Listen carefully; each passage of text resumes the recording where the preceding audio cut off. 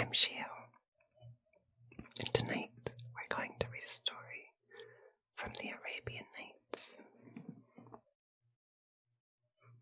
This book here.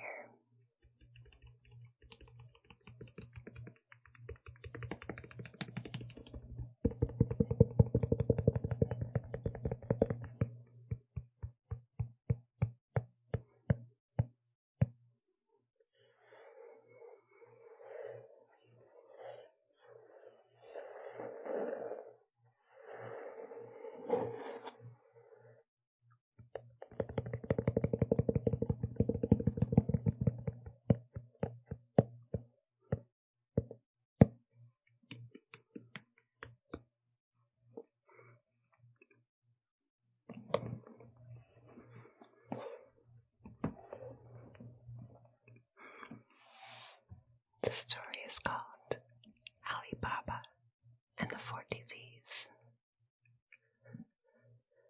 In days of yore, and in times and tides long gone before, there dwelt in a certain town of Persia 2 brothers, one named Qasim, and the other Ali Baba, who at their father's demise had divided the little wealth he had left to them with equitable division. And it took no time in wasting and spending it all. The elder, however, presently took to himself a wife, the daughter of an opulent merchant, so that when his father-in-law fared to the mercy of Almighty Allah, he became owner of a large shop filled with rare goods and costly wares, and of a storehouse stocked with precious stuffs, likewise with much gold that was buried in the ground. Thus was he known throughout the city as a substantial man. But the woman whom Ali Baba had married was poor and needy. They lived, therefore, in a mean hovel, and Ali Baba eked out a scanty livelihood by the sale of fuel, which he daily collected in the jungle and carried about the town to the bazaar upon his 3 asses. Now it chanced one day that Ali Baba had cut dead branches and dry fuel sufficient for his need, and had placed the load upon his beasts, when suddenly he espied a dust cloud spiring high in the air to his right, and moving rapidly towards him, and when he closely considered it, he descried a troop of horsemen riding on amain, and about to reach him. At this sight, he was so alarmed, and fearing lest perchance that they were a band of bandits, would slay him and drive off his donkeys. In his affright he began to run, but forasmuch as they were near hand, and he could not escape from out the forest, he drove his animals laden with the fuel into a byway of the bushes, and swarmed up a thick trunk of a huge tree to hide himself therein. And he sat upon the branch, whence he could descry everything beneath him, whilst none below could catch a glimpse of him above. And that tree grew close beside a rock which towered high overhead.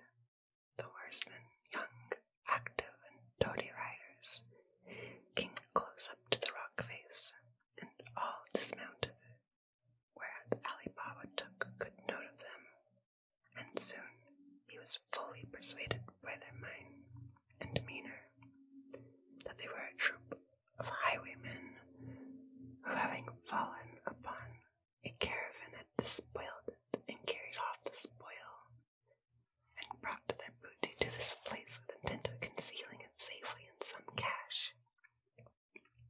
Moreover, he observed that they were 40 in number. Ali Baba saw the robbers each unbridle his horse and hobble it. Then all took off their saddlebags, which proved to be full of gold and silver. The man, who seemed to be the captain, presently pushed forwards, load on shoulder, through thorns and thickets, till he came up to a certain spot, when he uttered these strange words, "Open, O Sim Sim," and forthwith appeared a wide doorway in the face of a rock. The robbers went in, and last of all their chief, and then the portal shut of itself. Long while they stayed within the cave, whilst Ali Baba was constrained to abide, perched upon the tree, reflecting that if he came down, peradventure the band might issue forth that very moment and seize him and slay him. At last, he determined to mount one of the horses, and driving on his asses to return doorwards, when suddenly the portal do open.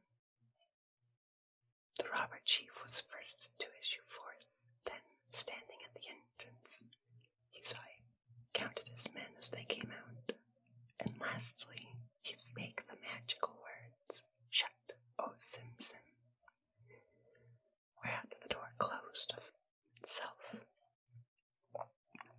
When all had passed muster and review, each slung on his saddlebags and bridled his own horse, and as soon as ready, they rode off, led by the leader in the direction whence they came.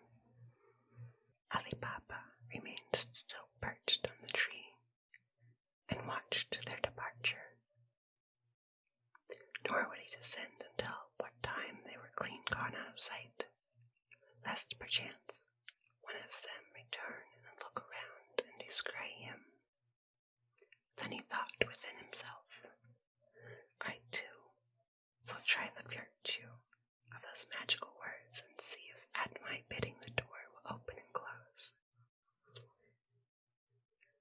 So he called out aloud, "Open, O Sim Sim," and no sooner had he spoken than straightway the portal flew open, and he entered within.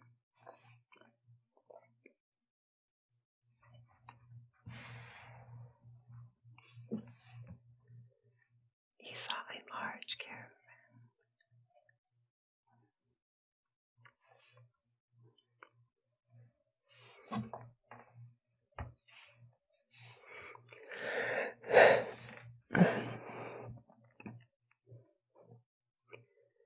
He saw a large cavern and vaulted, in height equaling the stature of a full-grown man, and it was hewn in the live stone, and lighted up with light that came through arrows and bullseyes in the upper surface of the rock, which formed the roof.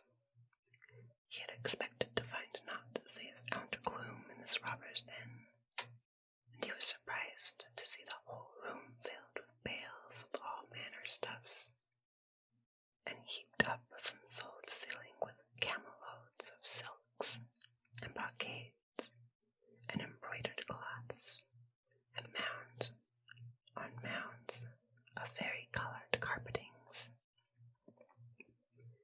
besides which he espied coins, golden and silver, and without measure or account, some piled upon the ground, and others bound in leathern bags and sacks. Seeing these goods and monies in such abundance, Ali Baba determined in his mind that not during a few years only, but for many generations, thieves must have stored their gains and spoils in this place. When he stood within the cave, its door had closed upon him, yet he was not dismayed of the precious stuffs around him.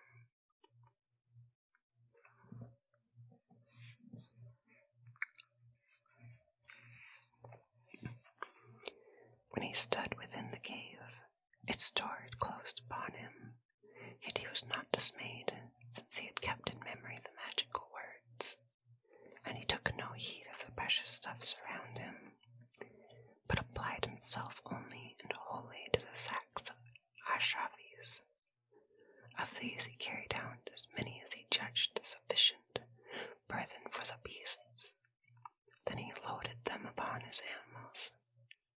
covered this plunder with sticks and fuel, so none might discern the bags, but might think that he was carrying home his usual ware.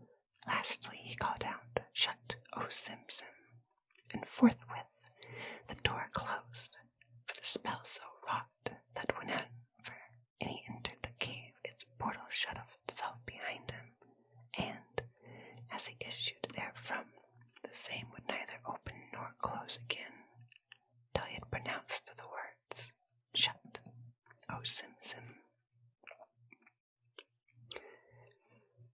Presently, having laden his asses, Ali Baba urged them before him with all speed to the city, and reaching home, he drove them into the yard,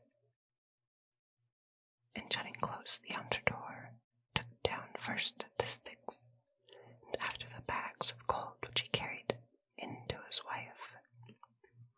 She felt them, and finding them full of coin, suspected that Ali Baba had been robbing, and fell to berating and blaming him for that he should do so ill a thing.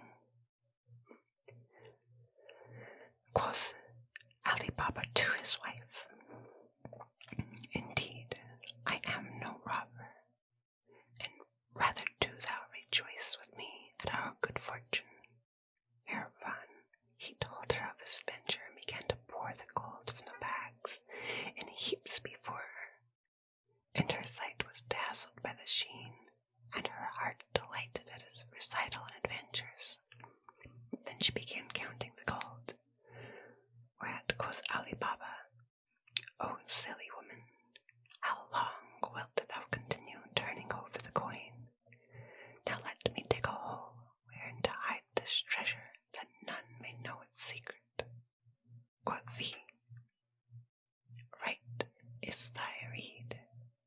Still would I weigh the moneys and have some inkling of their amount." And he replied, "As thou pleasest, but see thou tell no man."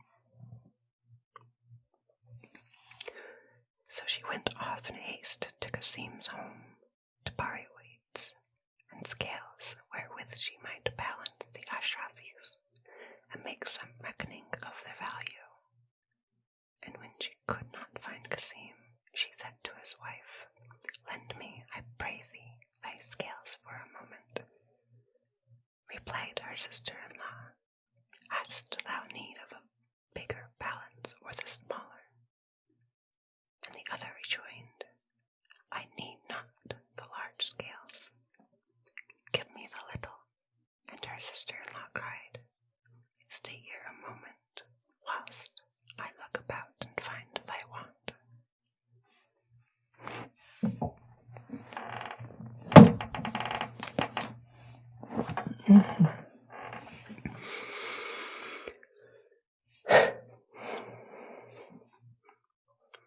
With this pretext, Kasim's wife went aside and secretly smeared wax and sweat over the pan of the balance, that she might know what thing it was Ali Baba's wife would weigh, for she made sure that whatsoever be some bit thereof would stick to the wax and fat. So the woman took this opportunity to satisfy her curiosity, and Ali Baba's wife, suspecting naught thereof, carried home the scales, and began to weigh the gold, whilst Ali Baba ceased not digging. And when the money was weighed, they twain stowed it into the hole, which they carefully filled up with earth.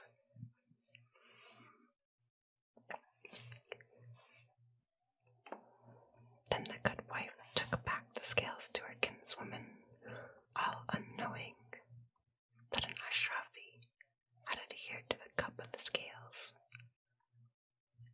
But when Kasim's wife espied the gold crown, she fumed with envy and wrath, saying to herself, "So, they borrowed my balance to weigh out Ashrafis." And she marveled greatly whence so poor a man as Ali Baba had gotten such store of wealth, that he should be obliged to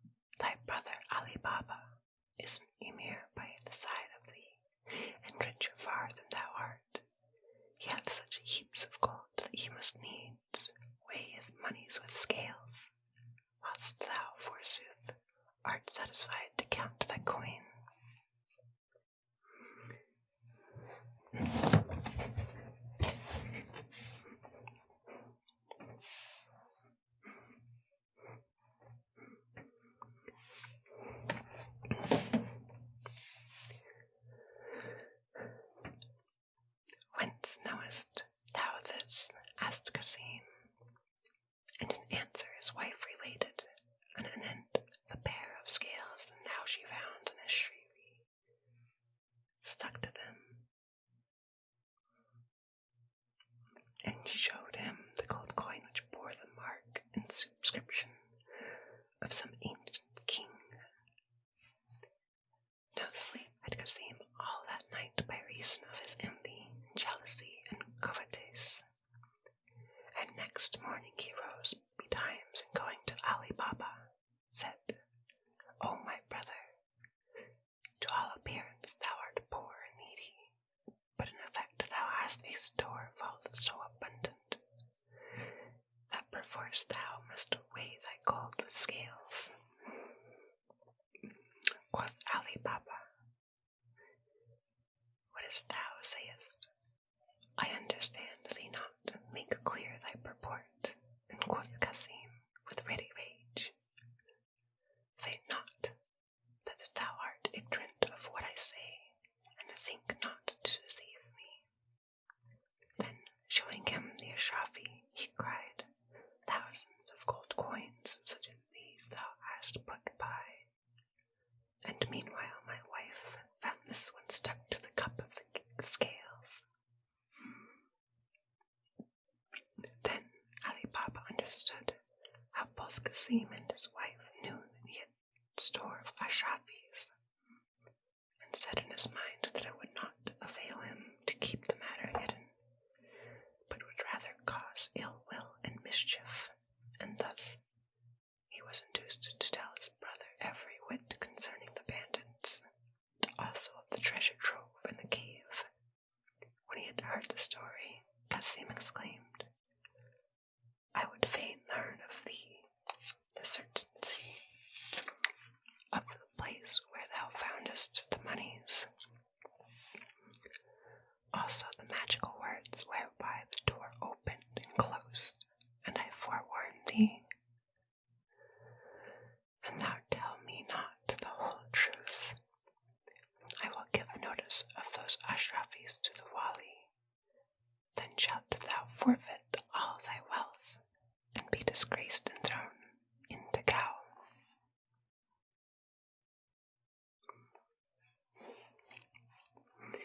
Thereupon Ali Baba told him his tale, not forgetting the magical words, and Cassim, who kept careful heed of all these matters, next day set out, driving 10 mules he had hired, and readily found the place which Ali Baba had described to him.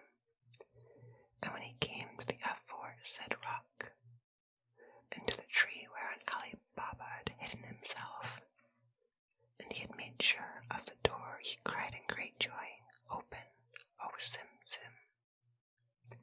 The portal yawned wide at once, and Cassim went within and saw piles of jewels and treasures lying ranged all around. And as soon as he stood amongst them, the door shut after him as wont to do. He walked about in ecstasy, marveling at the treasures, and when weary of admiration, he gathered together bags of Ashrafis, a sufficient load for his 10 mules, and placed them by the entrance in readiness to be carried outside and set upon the beasts. But by the will of Allah Almighty,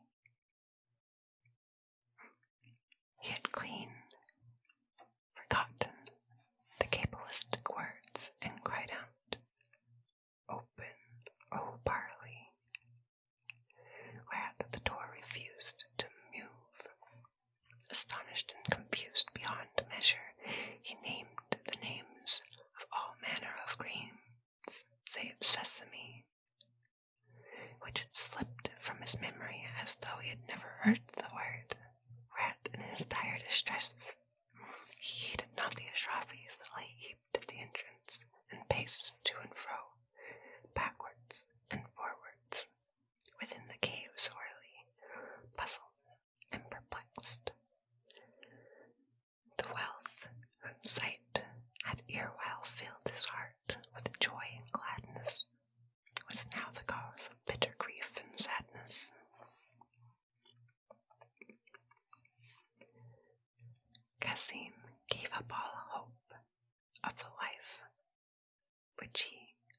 his greed and envy had so sore imperiled.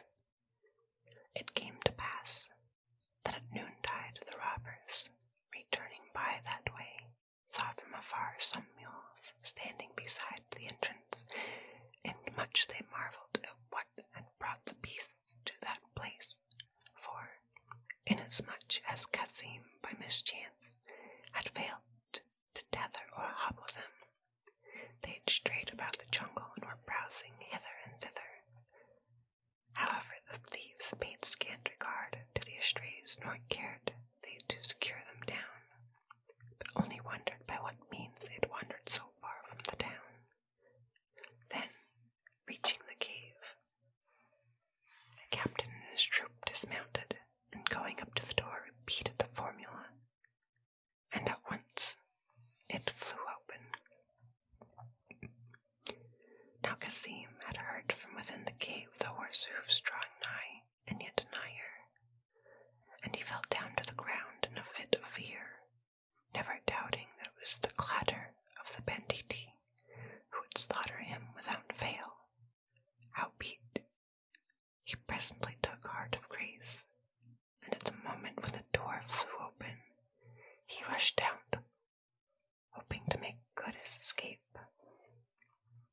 But the unhappy ran full tilt against the captain, who stood in front of the band, and felled him to the ground, whereupon a robber standing near his chief at once bared his brand, and with one cut clave Cassim clean in twain. Thereupon the robbers rushed into the cavern, and put back. They were before the bags of Arshavis which Cassim had heaped up at the doorway, ready for taking away. Nor recked they aught of those which Ali Baba had removed. So dazed and amazed were they to discover by what means the strange man had effected an entrance.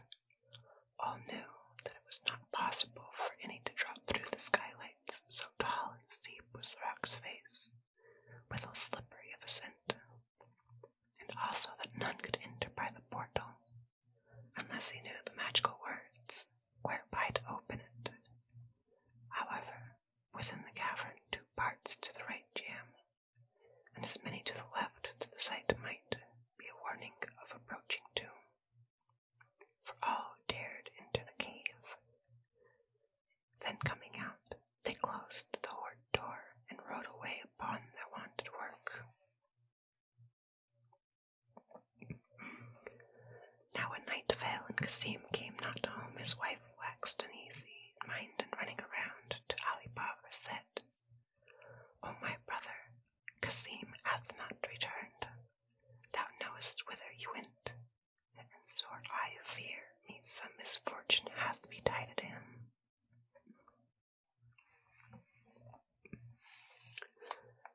Ali Baba also divined that the mishap had happened to prevent his return. Not the less, however, he strove to comfort his sister-in-law with words of cheer, and said, O wife of my brother, Cassim haply exerciseth discretion, and avoiding the city, cometh by a roundabout road, and will be here anon. This I do believe is the reason why he tarrieth. Thereupon, comforted in spirit, Cassim's wife fared homewards and sat awaiting her husband's return. But when half the night was spent and still he had not come, she was as one distraught. She feared to cry aloud for her grief, lest haply the neighbors hearing her should come and learn the secret. So she wept in silence, and upbraiding herself fell to thinking, wherefore did I disclose the secret to him, and beget envy and jealousy of Ali Baba? This be the fruit thereof, and hence the disaster that hath come down upon me.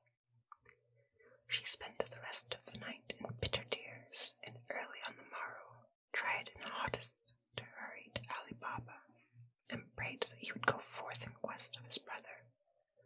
So he strove to console her, and straightway set out with his asses for the forest. Presently, reaching the rock, he wondered to see stains of blood freshly shed, and not finding his brother or 10 mules, he forefelt a calamity from so evil a sign. He then went to the door and saying, "Open." "O Simsim," he pushed in and saw the dead body of Kasim, 2 parts, hanging to the right, and the rest to the left of the entrance, albeit he was affrighted. Beyond measure of affright, he wrapped the quarters in 2 cloths, and laid them upon one of his asses, hiding them carefully with sticks and fuel that none might see them. Then he placed the bags of gold upon the 2 other animals, and likewise covered them most carefully. And when all was made ready, he closed the cave door with the magical words, and set him forth, wending homeward, with all ward and watchfulness. The asses with the load of ashrafis he made over to his wife, and bade her bury the bags with diligence, but he told her not the condition which he had come upon his brother Kasim. Then he went out with the other ass, to wit, the beast, whereon was laid the corpse, to the widow's house, and knocked gently at the door. Now Kasim had a slave girl, shrewd and sharp-witted, Morgiana eyes. She as softly undid the bolt and admitted Ali Baba and the ass into the courtyard of the house, when he let down the body from the beast's back and said, "O Morgiana, haste thee and make thee ready to perform the rites for a burial of thy lord. I now go to tell tidings to thy mistress, and I will quickly return to help thee in this matter." At that instant, Kasim's widow, seeing her brother-in-law, exclaimed, "O Ali Baba, what news bringest thou to my spouse? Alas, I see grief tokens written upon thy countenance. Say quickly what hath happened." Then he recounted to her how it fared with her husband, and how he had been slain by the robbers, and in what wise he had brought home the dead body. Ali Baba pursued, "O my lady, what was to happen hath happened, but it behoveth us to keep this matter secret, for that our lives depend upon privacy." She wept with sore weeping, and made answer, "It hath fared with my husband according to the plan of fate, and now for thy safety's sake I give thee my word to keep the affair concealed." He replied, "Naught can avail when Allah hath decreed. Rest to thee in patience, until the days of thy widowhood be accomplished, after which time I will take thee to wife, and thou shalt live in comfort and happiness, and fear not lest my first spouse vex thee, or show aught of jealousy, for that she is a kindly and tender heart." The widow, lamenting her loss, noisily cried, "Be it as e'en thou please."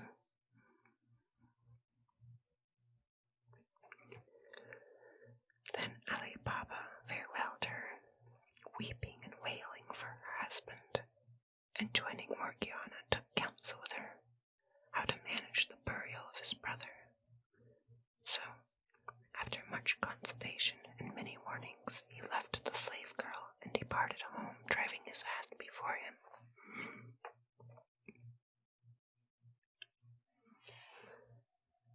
As soon as Ali Baba had fared forth, Morgiana went quickly to a druggist's shop, and that she might better disassemble with him and not make known the matter, she asked of him a drug often administered to men.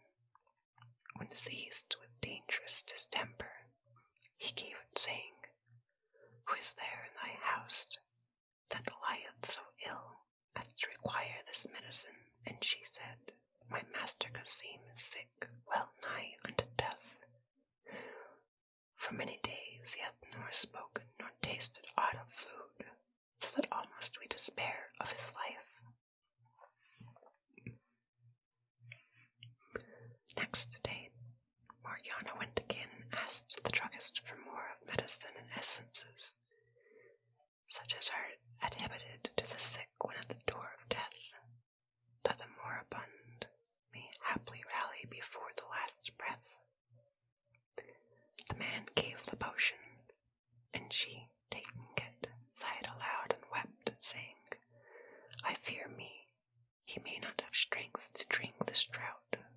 Methinks all will be over with him ere I return to the house."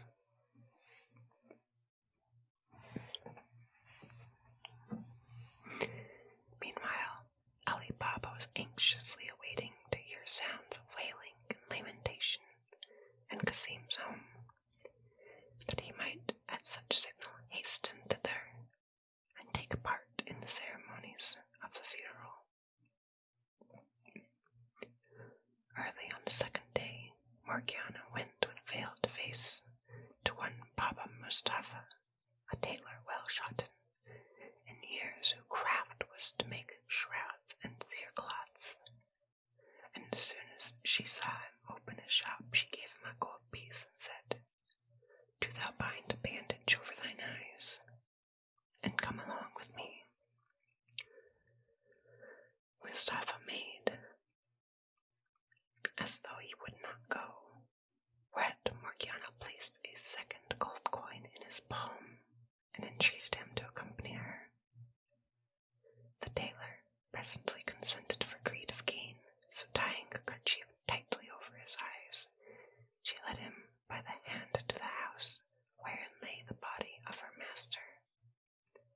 Then, taking off the bandage in the darkened room, she bade him sew together the quarters of the corpse, limb to its limb, and, casting a cloth upon the body, said to the tailor, "Make haste, and sew a shroud according to the size of this dead man, and I will give ye therefore yet another ducat." Baba Mustafa quickly made the cerecloth of fitting lengths and breadths, and Morgiana paid him the promised ashrafi. Then, once more bandaging his eyes, led him back to the place whence she had brought him. After this, she returned hurriedly home, and with the help of Ali Baba washed the body in warm water, and donning the shroud, laid the corpse upon a clean place ready for burial. This done, Morgiana went to the mosque and gave notice to an imam that a funeral was waiting the mourners in a certain household, and prayed he would come to read the prayers for the dead, and the imam went back with her. Then 4 neighbors took upon the bier and bore it on their shoulders, and fared forth with the imam and others who were wont to give assistance at such obsequies. After the funeral prayers, 4 other men carried off the coffin, and Morgiana walked before it bare of head, striking her breast and weeping and wailing with exceedingly loud lament, whilst Ali Baba and the neighbors came behind. In such order they entered the cemetery and buried him. Then, leaving him to Munkar and Nakir, the questioners of the dead all wended their ways.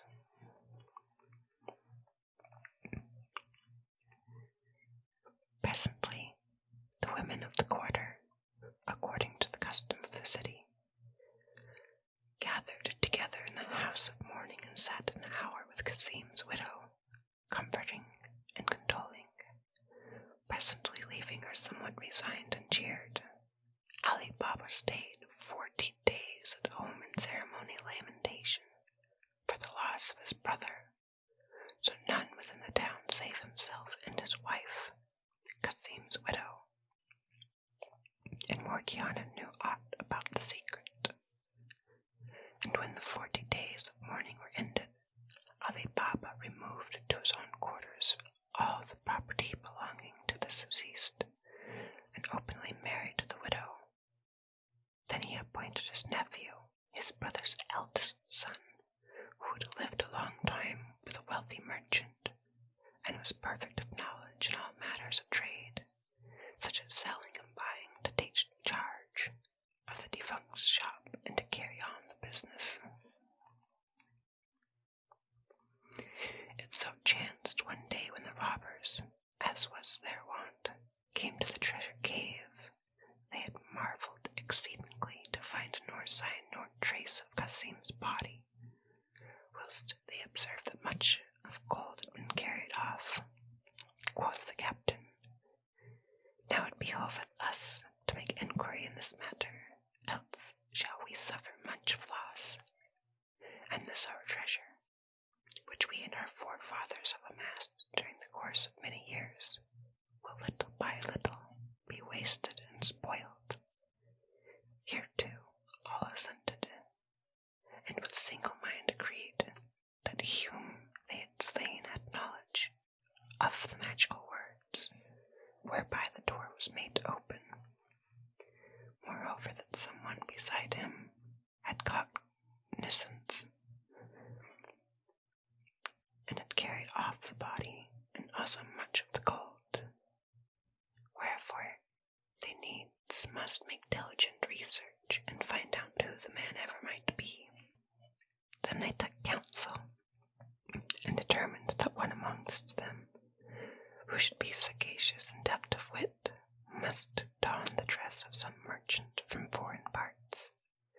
Then, repairing to the city, he must go about from quarter to quarter, and from street to street, and learn if any townsman had lately died, and if so, where he wanted to dwell, that with this clue they might be enabled to find the wight they sought. Hereat said one of the robbers, "Grant me leave that I fare, and find out such tidings in the town, and bring thee word anon, and if I fail of my purpose, I hold my life in forfeit." Accordingly, that bandit, after disguising himself by dress, pushed at night into the town, and next morning early he repaired to the market square, and saw that none of the shops had yet been opened, save only that of Baba Mustafa the tailor, who, thread and needle in hand, sat upon his working stool. The thief bade him good day, and said, "'Tis yet dark, how canst thou see to sew?" Said the tailor, "I perceive thou art a stranger. Despite my years, my eyesight is so keen that only yesterday I sewed together a dead body, whilst sitting in a room quite darkened." Quoth the bandit thereupon to himself, "I shall get somewhat of my want from this snip." And to secure a further clue he asked, "Meseemeth thou wouldest jest with me, and thou meanest that a cerecloth for a corpse was stitched by thee, and that thy business is to sew shrouds?" Answered the tailor, "It mattereth not to thee. Question me no more questions." Thereupon the robber placed an ashrafi in his hand and continued, "I desire not to discover aught thou hidest. Albeit, my breast, like every honest man's, is the grave of secrets. And this only would I learn of thee, in what house didst thou do that job? Canst thou direct me thither, or thyself conduct me thereto?" The tailor took the gold with greed and cried, "I have not seen with my own eyes the way to that house. A certain bondswoman led me to the place which I know right well, and there she banished my eyes and guided me to some tenement, and lastly carried me into darkened room where lay the dead body dismembered. Then she unbound the kerchief and bade me sew together the first corpse, and then the shroud, which having done, she again blindfolded me and led me back to the stead whence she had brought me and left me there. Thou seest, I am not able to tell thee where thou shalt find the house. Quoth the robber, albeit thou knowest not the dwelling whereof thou speakest, still canst thou take me to the place where thou wast blindfolded. Then I will bind a kerchief over thine eyes, and lead thee as thou wast clad. On this wise perchance thou mayest hit upon the sight, and thou wilt do this favor by me. See here, another golden ducat is thine. Thereupon the bandit slipped a second ashrafi into the tailor's palm, and Baba Mustafa thrust it with the first into his pocket. Then, leaving his shop as it was, he walked to the place where Morgiana tied the kerchief around his eyes, and with them went the robber, who, after binding on the bandage, led him by the hand. Baba Mustafa, who was clever and keen-witted, presently striking the street whereby he had fared with the handmaid, walked on, counting step by step. Then, halting suddenly, he said, "Thus far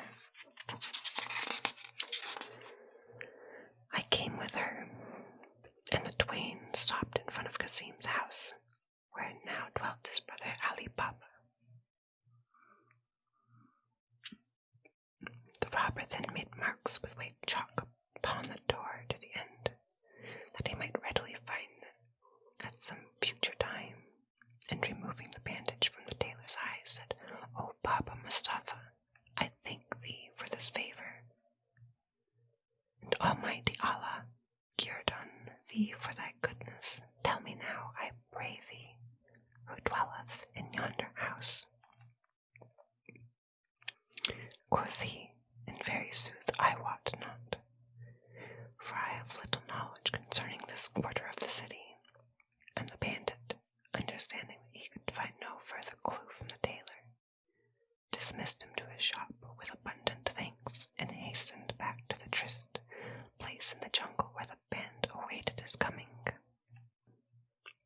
Not long after it so fortuned that Morgiana, going out upon some errand, marveled exceedingly at seeing the chalk marks showing white in the door. She stood a while deep in thought, and presently divined that some enemy had made the signs, that he might recognize the house and place some slight upon her lord. She therefore chalked the doors of all her neighbors in like manner, and kept the matter secret, never entrusting it, or to master or to mistress. Meanwhile, the robber told his comrades his tale of adventure and how he had found the clue. So the captain, and with them all the band, went one after the other, by different ways, till they entered the city.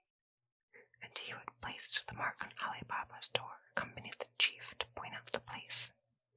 He conducted him straightway to the house, and strewing the sign, exclaimed, "Here dwelleth he of whom we are in search." But when the captain looked around him, he saw that all the dwellings bore chalk marks after like fashion, and he wondered, saying, "By what manner of means knowest thou which of all these houses bears the more signs? Is that whereof thou speakest?" Hereat the robber guide was confounded beyond measure in confusion, and could make no answer. Then with an oath he cried, "I did assuredly set a sign upon a door, but I know not whence came all the marks upon the other entrances, nor can I say for a surety which was I chalked." Thereupon the captain returned to the marketplace, and said to his men, "We have toiled and labored in vain, nor have we found the house we went forth to seek. Return we now to the forest, our rendezvous. I also have Then all trooped off and assembled together within the treasure cave. And when the robbers had all met, the captain judged him worthy of punishment who had spoken falsely, and had led him to no purpose. So he imprisoned him in presence of them all, and then he said to To him amongst you I will show special favor, who shall go to town and bring me intelligence, whereby we may lay hands upon the plunder of our property.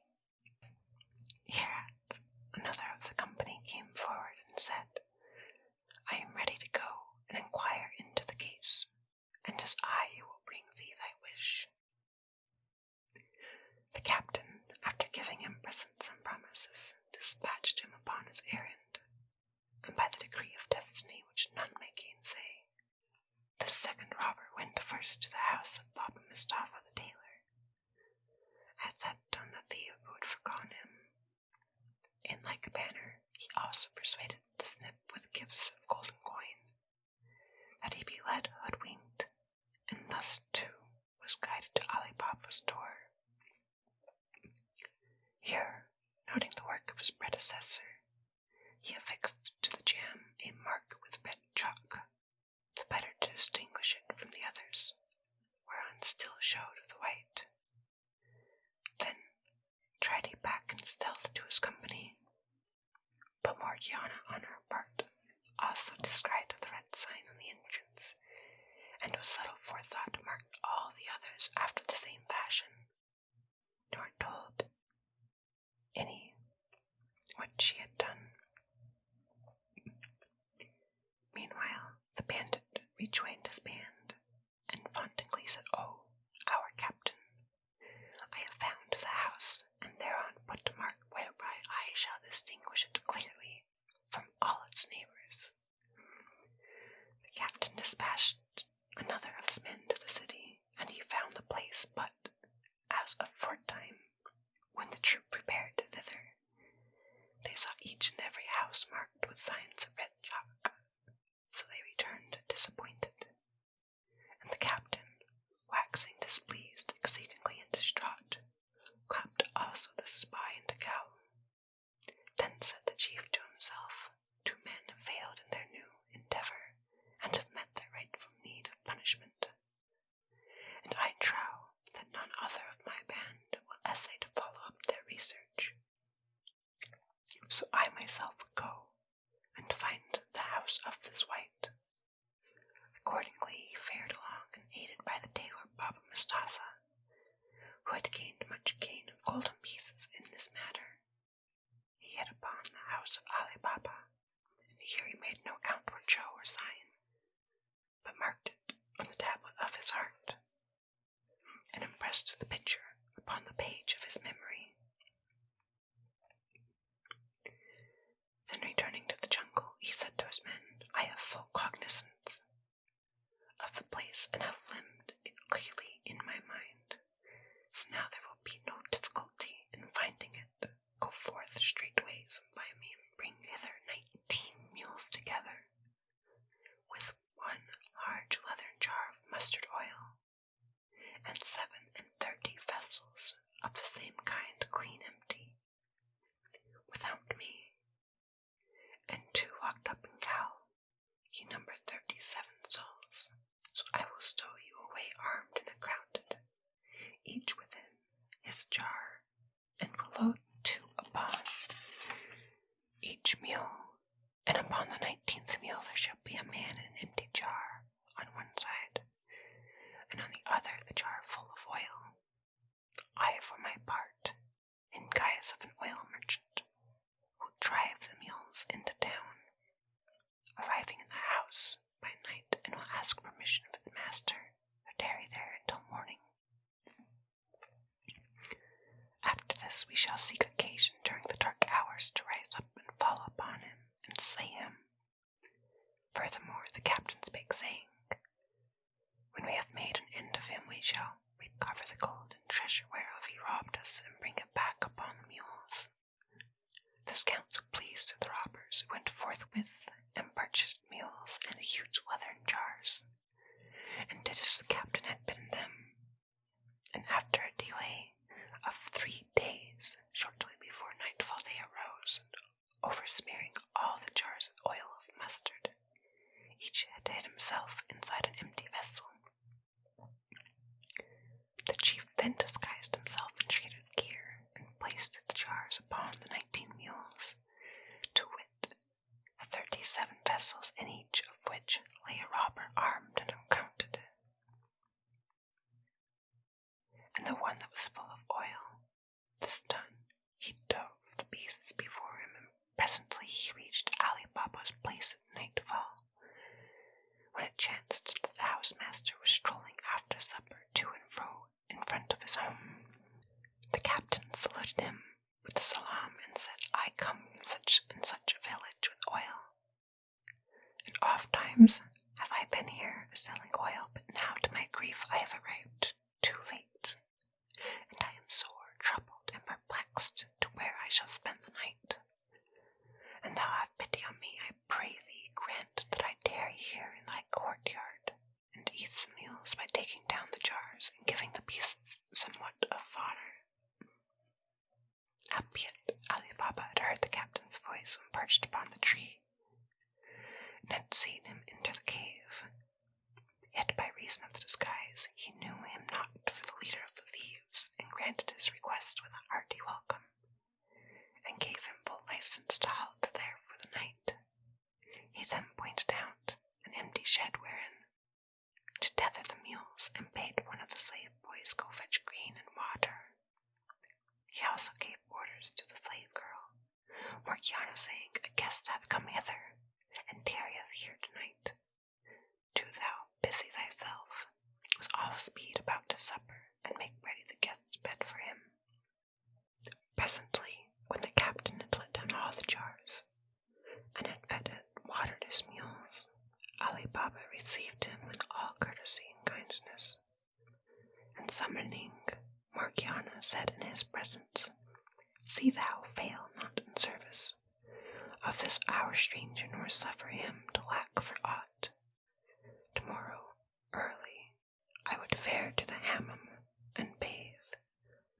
So do thou give my slave boy Abdullah a suit of clean white clothes, which I may put on after washing. Moreover, make these ready a somewhat of broth overnight, that I may drink it after my return home." Replied she, "I will have all in readiness as thou hast bidden." So Ali Baba retired to his rest, and the captain, having supped, repaired to the shed, and saw that all the mules had their food and drink for the night. The captain, after seeing the mules and jars which Ali Baba and his household held to be full of oil, finding utter privacy, whispered to his men who were in ambush, "This night, at midnight, when you hear my voice, do you quickly open with your sharp knives the leathern jars from top to bottom, and issue forth without delay." Then passing through the kitchen, he reached the chamber wherein a bed had been spread for him. Morgiana, showing the way with a lamp, quoth she, "And thou need ought to beside, I pray thee command this thy slave, who is ever ready to obey thy say." He made answer, "Not else need I." Then, putting out the light, he lay him down on the bed to sleep, ere the time came to rouse his men and finish off the work. Meanwhile, Morgiana did as her master had bidden her.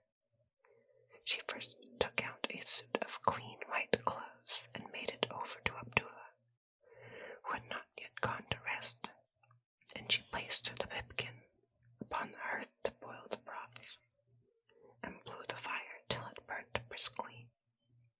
After a short delay she needs must see, and the broth be boiling, but by that time all the lamps had gone out, and she found that the oil was spent, and nowhere could she get a light. The slave boy, Abdullah, observed that she was troubled and perplexed hereat, and quoth he to her, Why make so much ado? In yonder shed are many jars of oil. Go now, and take as much soever as thou listest.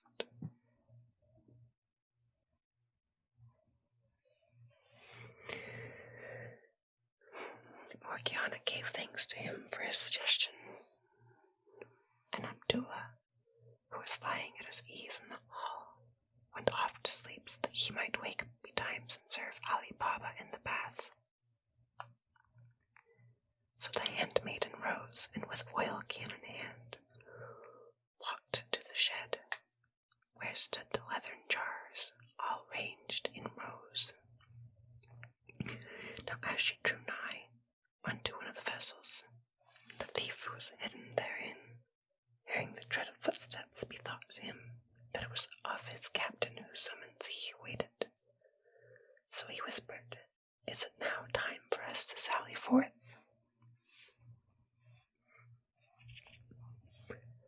Morgiana stared back affrighted at the sound of human accents, but inasmuch as she was bold and ready of wit, she replied, The time is not yet come, and said to herself, These jars are not full of oil, and herein I perceive a manner of mystery. Haply the oil merchant hatcheth some treacherous plot against my lord, so Allah, the compassionate,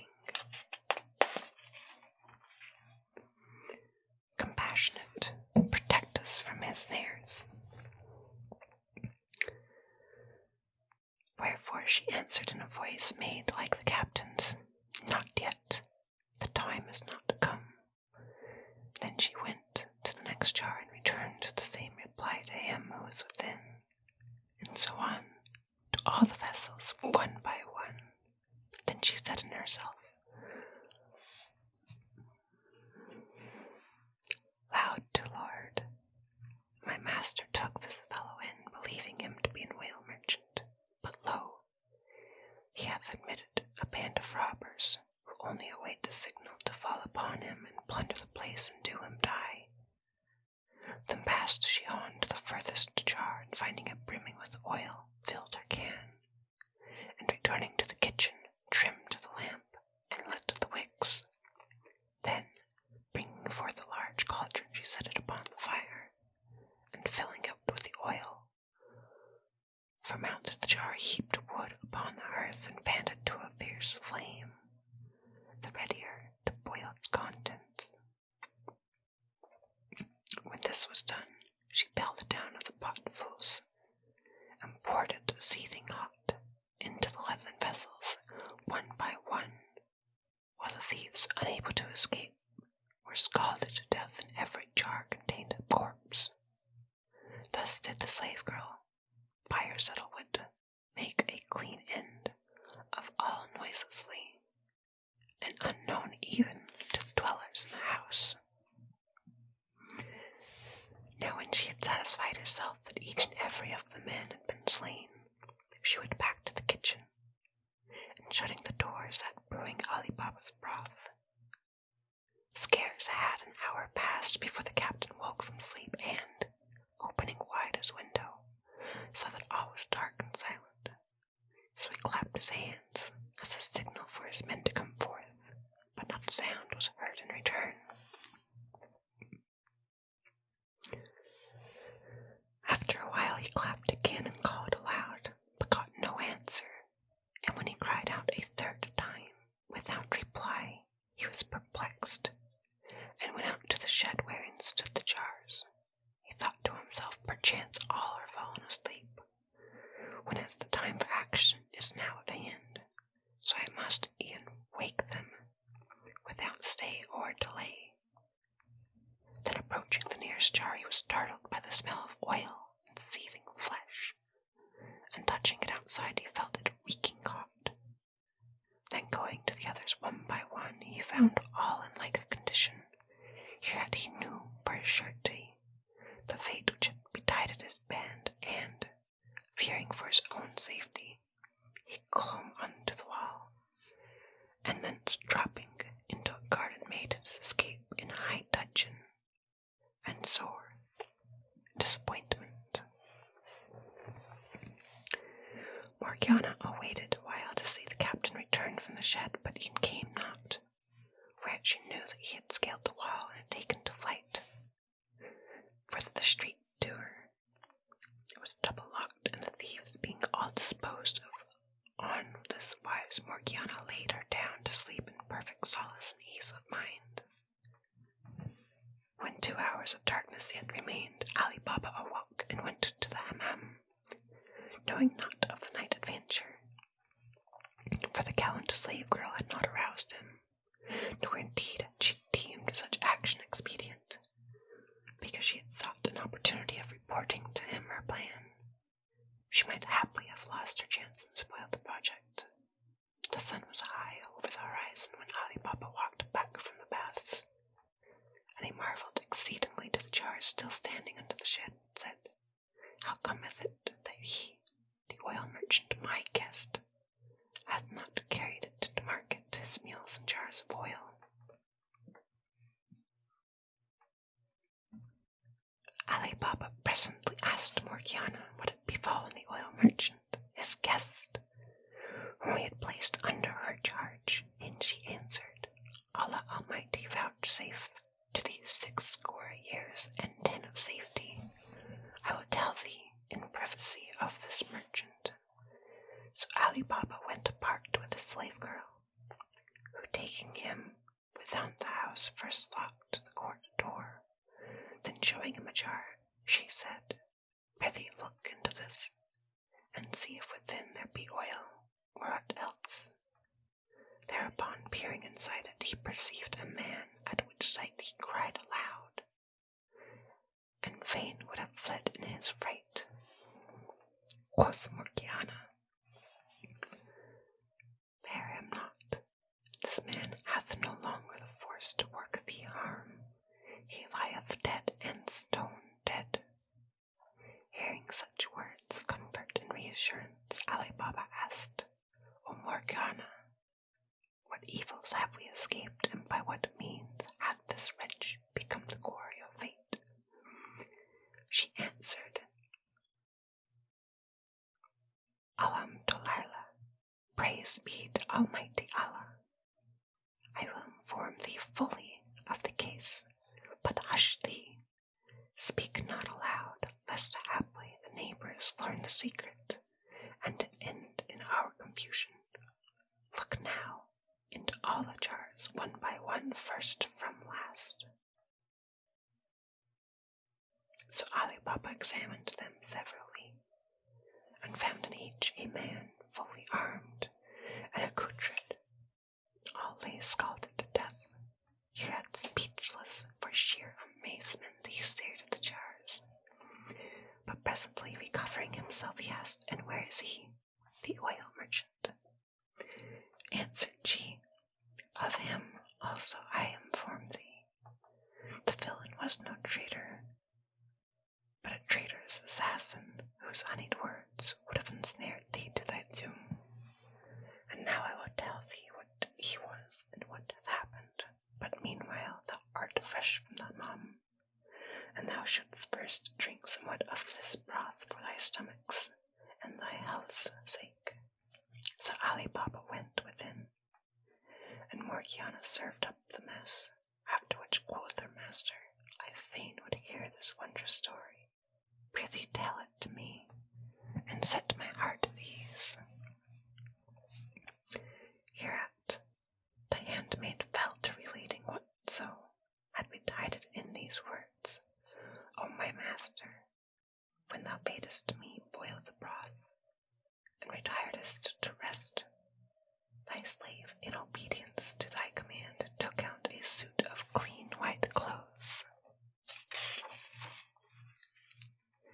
and gave it to the boy Abdullah, then kindled the fire and set on the broth. As soon as it was ready, I had need to light a lamp so that I might see to skim it, but all the oil was spent. On learning this, I told my want to the slave boy Abdullah, who advised me to draw somewhat from the jars, which stood under the shed. Accordingly, I took a can and went to the first vessel, when suddenly I heard a voice within whisper with all caution, "It's now time for us to sally forth." I was amazed thereat and judged the pretended merchant had laid some plot to slay thee, so I replied, "The time is not yet come." Then I went to the second jar and heard another voice, to which I made the like answer, and so on with all of them.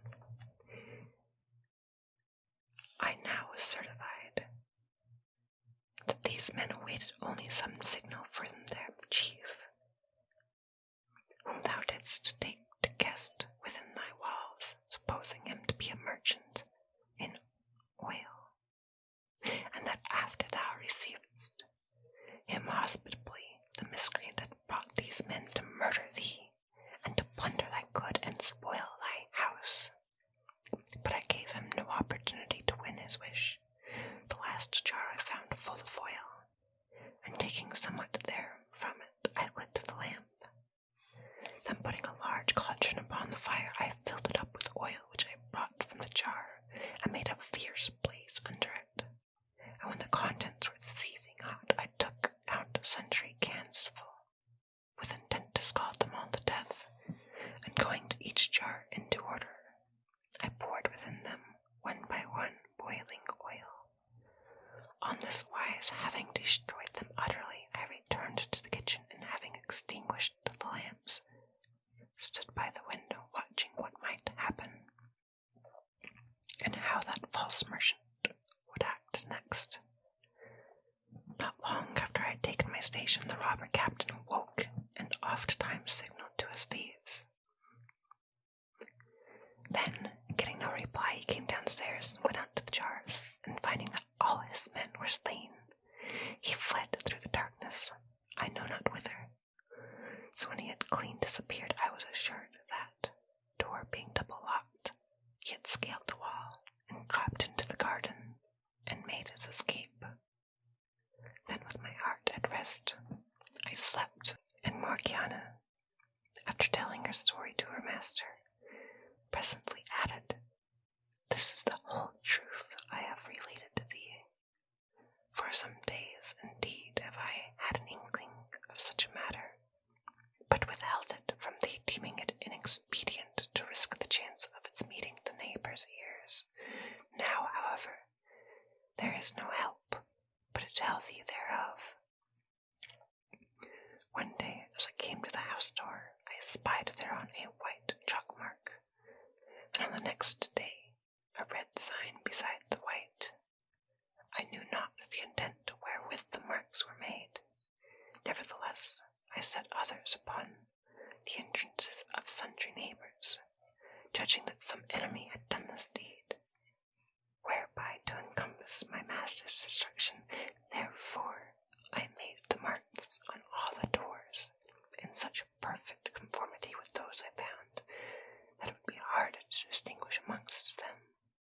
Judge now, and see if these signs and all this villainy be not the work of the bandits of the forest, who marked our house, that on such wise they might know it again. Of these 40 thieves, there yet remain 2 others concerning whose case I know not, so beware of them. But chiefly of the 3rd remaining robber, their captain, who fled hence alive. Take good heed, and be thou cautious of him, for shouldst thou fall into his hands, he will in no wise spare thee, but will surely murder thee.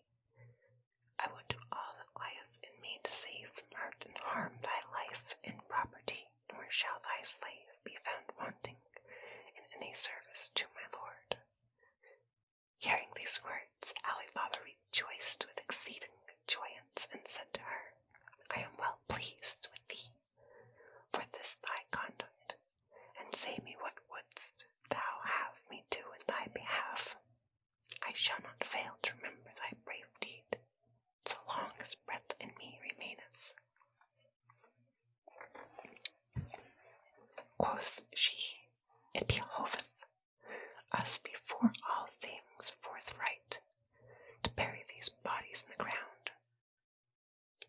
so the secret be not known to anyone. Hereupon Ali Baba took with him his slave boy Abdullah into the garden, and there, under a tree, they dug for the corpses of the thieves a deep pit in size proportionate to its contents, and they dragged the bodies, having carried off their weapons, to the Fazi and threw them in. Then, covering up their manes of the 37 robbers, they made the ground appear level and clean as it ought to be. They also hid the leather jars, and the gear and arms, and presently Ali Baba sent the mules by ones and twos to the bazaar, and sold them all with his able aid of slave boy Abdullah. Thus the matter was hushed up, nor did it reach the ears of any. Ali Baba ceased not to be ill at ease, lest haply the captain or the surviving 2 robbers should wreak their vengeance on his head. He kept himself private with all caution and took heed that none learn a word of what happened, and of the wealth which he had carried off from the bandits' cave. Meanwhile, the captain of the thieves, having escaped with his life, fled to the forest in hot wrath and sore irk of mind, and his senses were scattered, and the colour of his visage vanished like ascending smoke. Then he thought the matter over and over again, and at last he firmly resolved that he needs must take the life of Ali Baba, else he would lose all treasure, which his enemy, by knowledge of the magical words, would take away, and turn to his own use. Furthermore, he delighted that he would undertake the business single-handed, and that after getting rid of Ali Baba, he would gather together another band of banditti, and would pursue his career of brigandage, and indeed his forebears had done for many generations. So he laid down to rest that night, and rising early in the morning, donned a dress of suitable appearance.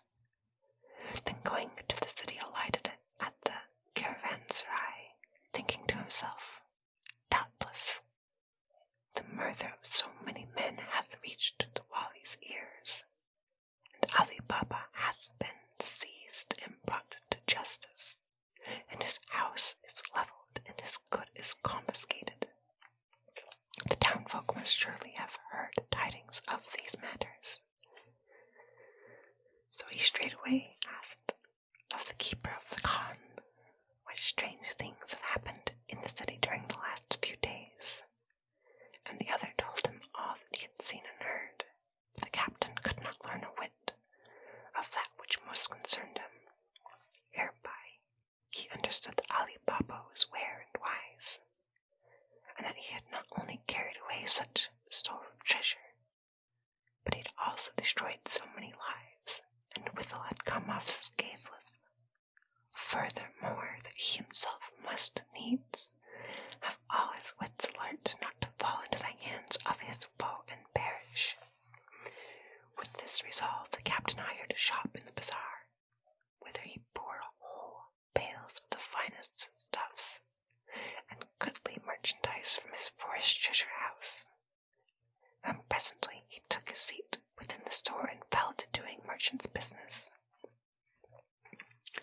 By chance his place fronted the booth of the defunct Qasim, where his son, Ali Baba's nephew, now traded, and the captain, who called himself Khwaja Hassan, soon formed acquaintance and friendship with the shopkeepers around him, and treated all with profuse civilities. But he was especially gracious and cordial to the son of Qasim, a handsome youth, and well-dressed, and oft-times he would sit and chat with him for a long while. A few days after it chanced that Ali Baba, as he was sometimes wont to do, came to see his nephew, whom he found sitting in his shop. The captain saw and recognized him at sight, and one morning he asked the young man, saying, "Prithee, is he that ever and anon cometh to thee at thy place of sale? Whereto the youth made answer, He is my uncle, the brother of my father. Whereupon the captain showed him yet great favour, and affection the better to deceive him for his own devices, and gave him presents, and made him sit at meat with him, and fed him with the daintiest of dishes. Presently Ali Baba's nephew bethought him it was only right and proper that he should also invite the merchant to supper.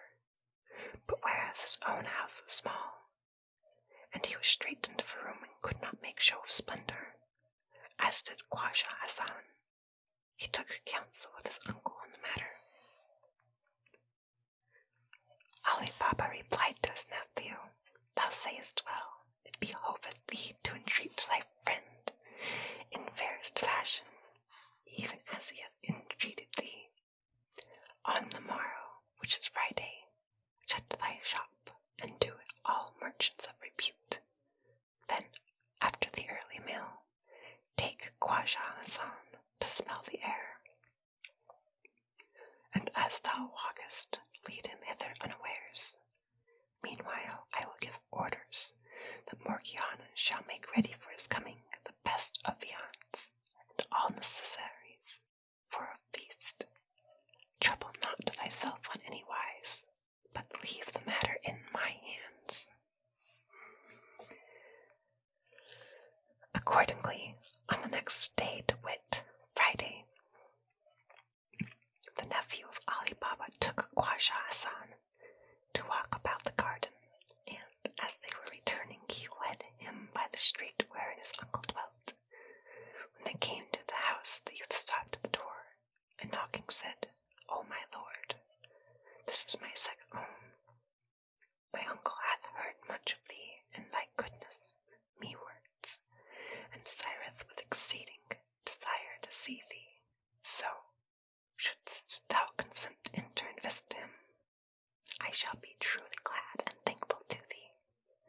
Albeit, Khwaja Hassan rejoiced in heart that he had found thus means whereby he might have access to his enemy's house and household, and although he hoped soon to attain his end by treachery, yet he hesitated to enter in and stood to make his excuses and walk away. But when the door was opened by the slave porter, Ali Baba's nephew seized his companion's hand, and after abundant persuasion led him in, whereat he entered with great show of cheerfulness, as though much pleased and honoured. The housemaster received him with all favour and worship, and asked him of his welfare, and said to him, O my lord, I am obliged and thankful to thee, for that thou hast strewn favour to the son of my brother, and I perceive that thou regardest him with an affection even fonder than my own. Khwaja Hassan replied with pleasant words, and said, Thy nephew vastly taketh my fancy, and in him I am well pleased, for that although young in years, yet he hath been endued by Allah with much wisdom. Thus they twain conversed with friendly conversation, and presently the guest rose to depart, and said, O my lord, thy slave must now farewell thee, but on some future day, Inshallah, he will again wait upon thee. Ali Baba, however, would not let him leave, and asked, Whither wentest thou, O my friend? I would invite thee to my table, and I pray thee to sit at meat with us, and after hie thee home in peace. Perchance the dishes are not as delicate as those whereof thou art wont to eat. Still, deign grant me in this request, I pray thee, and refresh thyself with my victual. Quoth Khwaja Hassan, O my lord, I am beholden to thee for thy gracious invitation, and with pleasure would I sit at meat with thee. But for a special reason must I needs excuse myself. Suffer me, therefore, to depart, for I may not tarry longer nor accept thy gracious offer. Hereto the host made reply, I pray thee, O my lord, tell me what may be the reason so urgent and so weighty.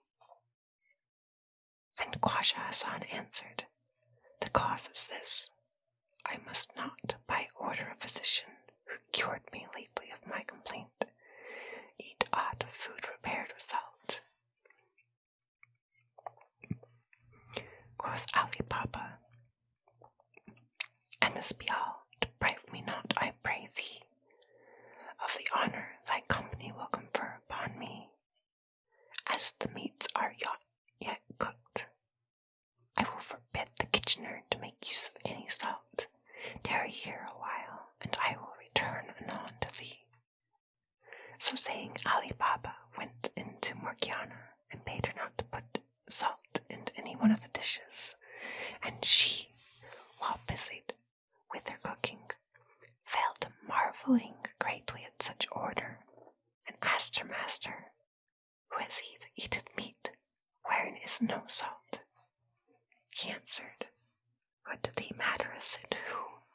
He may be, only do thou my bidding. She rejoined, 'Tis well, all shall be as thou wishest. But in mind she wondered at the man who made such a strange request, and desired much to look upon him. Wherefore, when all the meats were ready for serving up, she helped the slave boy Abdullah to spread the table and to sit on the meal. And no sooner did she see Khwaja Hassan than she knew who he was, albeit he had disguised himself in the dress of a strange merchant. Furthermore, when she eyed him attentively, she espied a dagger hidden under his robe. So, ho, quoth she to herself, this is the cause why the villain eateth not salt, for that he seeketh an opportunity to slay my master, whose mortal enemy he is. Howbeit, I will be beforehand with him, and dispatch him ere he find a chance to harm my lord.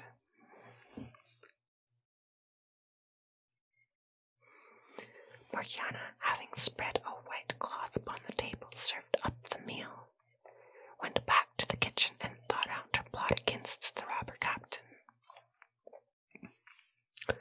Now when Ali Baba and Khwaja Hassan had eaten their sufficiency, the slave boy Abdullah brought to Morgiana word to serve the dessert, and she cleared the table and set on fruit fresh and dried in salvers.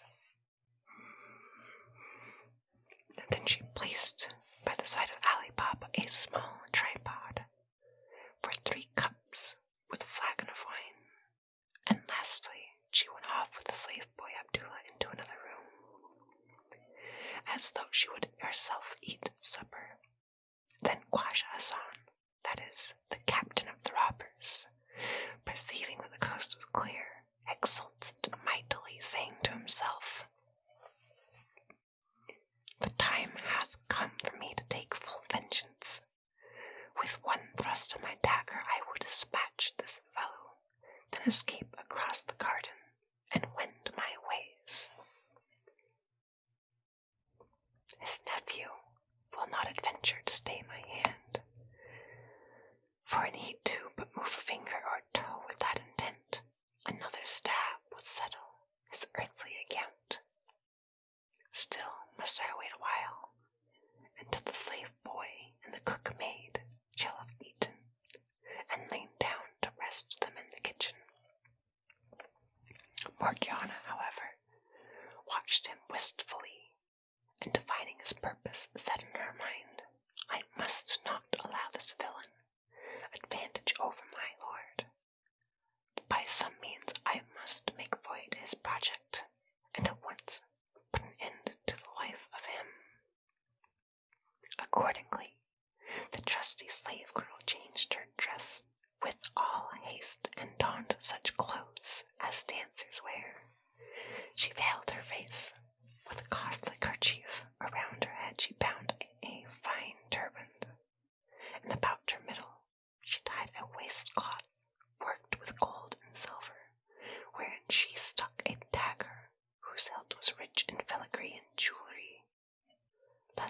advised, she said to the slave boy Abdullah, "Take now thy tambourine, that we may play and sing and dance in honor of our master's guest."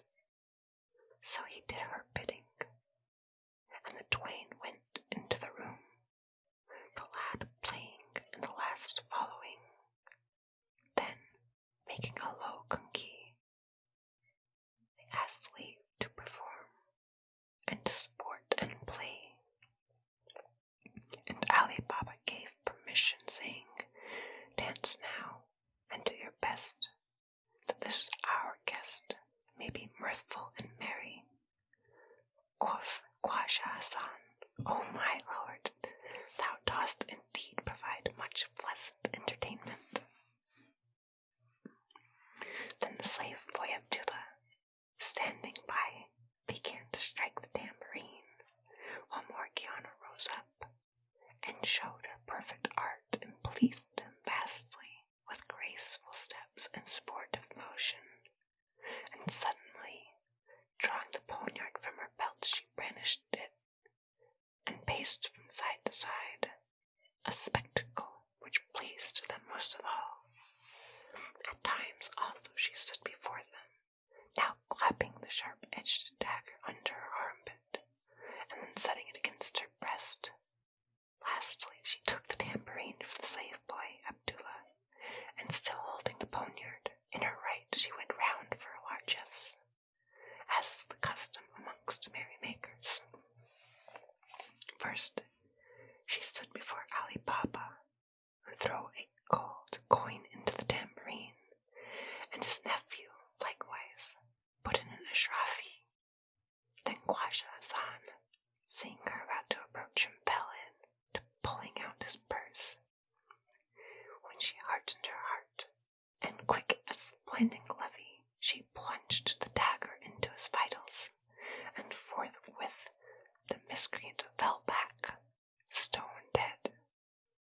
Ali Baba was dismayed and cried in his wrath, "O unhappy, what is this deed thou hast done to bring about my ruin?"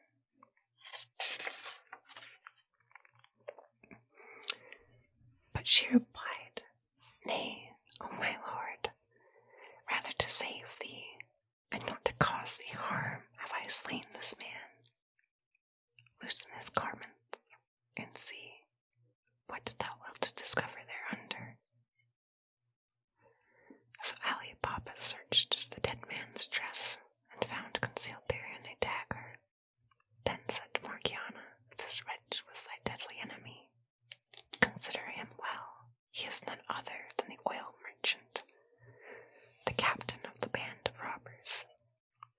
Whenas he came hither with intent to take thy life, he would not eat thy salt, and when thou toldst me that he wished not any in the meat, I suspected him at first sight. I was assured that he would surely do thee die. Almighty Allah be praised, 'tis even as I thought." Then Ali Baba lavished upon her thanks and expressions of gratitude, saying, "Lo, these 2 times hast thou saved me from his hand." And falling upon her neck, he cried, "See, thou art free, and as reward for this thy fealty, I have wedded thee to my nephew." Then turning to the youth, he said, "Do as I bid thee, and thou shalt prosper. I would that thou marry Morgiana, who is a model of duty and loyalty. Thou seest now yon Khwaja Hassan sought thy friendship, only that he might find opportunity to take my life. But this maiden, with her good sense and her wisdom, hath slain him and saved us." Ali Baba's nephew straightway consented to marry Morgiana, after which the 3, raising the dead body, bore it forth with all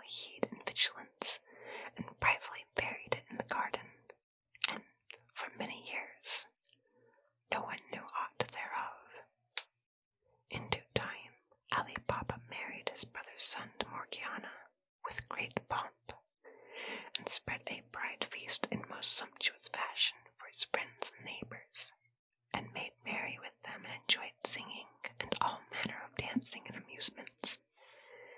He prospered in every undertaking, and time smiled upon him, and a new source of wealth was opened to him. For fear of the thieves, he had not once visited the jungle cave wherein lay the treasure, since they had carried forth the corpse of his brother Cassim. But some time after, he mounted his hackney one morning and journeyed thither, with all care and caution, till finding no signs of man or horse, and reassured in his mind, he ventured to draw near the door. Then alighting from his beast, he tied it up to the tree, and going to the entrance, he pronounced the words, which he had not forgotten, "Open, O Simsim." Hereat, as was wont, the door flew open, and entering thereby, he saw the goods and hoard of gold and silver untouched, and lying as he had left them. So he felt assured that not one of all the thieves remained alive, and that save himself, there was not a soul who knew the secret of the place. At once he bound his saddle-cloth a load of strawberries, such as his horse could bear, and brought it home. And in after days he showed his hoard to his sons, and sons' sons, and then taught them how the door could be caused to open and shut. Thus Ali Baba and his household lived all their lives in wealth and joyance in that city where erst he had been a pauper, and by the blessing of that secret treasure he rose to high degree and dignities. As the morning morrowed, Scheherazade held their peace until the next day. Thank you for listening, my friends. I hope you enjoyed the story. Sweet dreams, and stay cute.